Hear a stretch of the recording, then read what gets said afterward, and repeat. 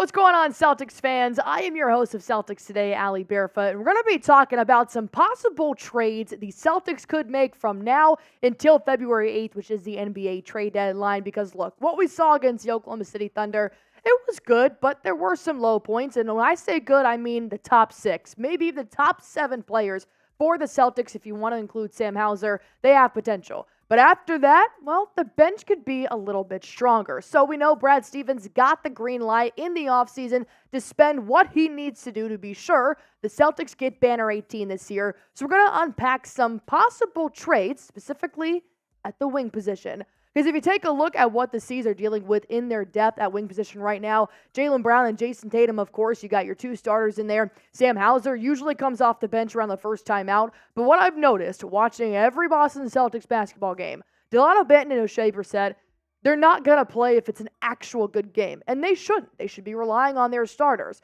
However, when it comes to playoff time and you got to play the same team 5 times, maybe 7 times, you want to be able to rely on your bench. Not saying I don't rely on Oshae Brissett and Delano Banton, but Joe Mazzulla doesn't tend to go to them maybe as much as he should. So, are they even worth keeping on the Celtics roster, or should they end up trading them away? Plus, I do love Sam Hauser. I think he has lived up to the hype for more of the second half of the season, but is he enough? We have seen him be able to come in, but we also know that he is a 3-point shooter. That's what his job is when he comes in the game.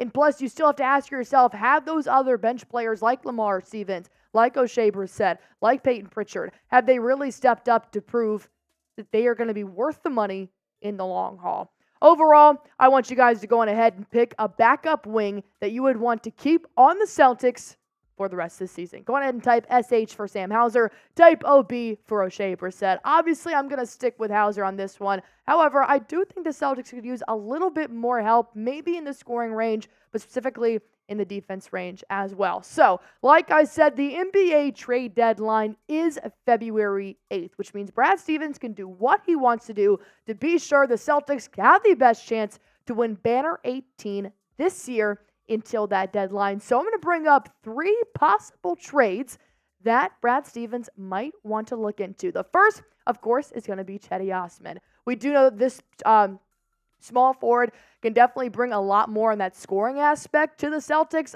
It gives me 7.3 points per game, which isn't terrible, but I think coming off the bench, that's obviously off the bat more than Oshae Brissett's going to give you, more than Lamar Stevens going to give you. The rebounds are fine, 2.5 per game. Assists per game, 1.8, also fine. Field goal percentage can be a little bit better, but I got to think, the San Antonio Spurs aren't good this season, so he hasn't had some of the best games that he could possibly give the Celtics. 3-point percentage, 35%, once again, not the greatest. But here's the thing. Here's why I enjoy looking at bench players is because you're not looking to make a trade for this person to start. You're not making a trade to make this person the new Jayson Tatum or anything like that. You're thinking Osman can be your 8th or 9th person coming off the bench, which as of right now, if Joe Mazzulla even goes down that hard, like we saw, Joe Mazzulla only used 4 players off the bench in the Oklahoma City Thunder loss. So I think Osman could be another 5th option that Mazzulla could actually rely on. But I have to present the trade to you guys first. Here, trade option number 1 between the Celtics and the San Antonio Spurs. And as you can see, the Spurs need a lot more to be able to acquire the same salary. Cedi Osman is about $6.7 million right now, so that means you got to give up a lot of players who have about a $2 million salary. That includes Luke Kornet, Mykhailiuk, Lamar Stevens. However, I could see the Spurs actually taking this trade because, like I said, the Spurs aren't having a good season. They're looking to build pieces around Victor Wembanyama, and these are a lot of young guys that could possibly do that. I think Cedi would be a pretty viable option coming off the bench overall, so I don't know if I would pull the trigger immediately, but I would either wait to the buyout market or at least see if this would be worth giving up 3 players just to get 1. But overall, I want to ask you guys a really big question here. Do you think, name a player you want the Celtics to pick up this season. Do you think they even need to pick up somebody in the NBA trade deadline before February 8th, or do you think they should just wait till the offseason in the buyout market? So go ahead and comment down below a player you want to see the Celtics pick up for the 2023-24 season. While you guys are doing that, I'm going to go ahead and tell you guys about Factor Meals. It's a ready-to-eat meal service that is going to have you feeling right to start off the new year, especially if you guys are looking for a new plan like keto, calorie smart, or even want to go vegan. I promise you Factor Meals has everything you are looking for. They have over 35 different meal options that are chef-crafted and delivered right to your front door. All you have to do is heat it up and eat it. It takes less than 2 minutes. No mess, no prep. It is going to make your life 10 times better. And it's not just dinner. They've got breakfast options, they've got lunch options, and they actually have grab and go, which I absolutely love. Their smoothies are incredible to start your morning. If you guys want to go on ahead and get started, all you have to do is go to factormeals.com/NBAchat50 and be sure to use that promo code NBAchat50 because that's going to get you a whopping 50% off your very own Factor Meals so that you can start off the year feeling good.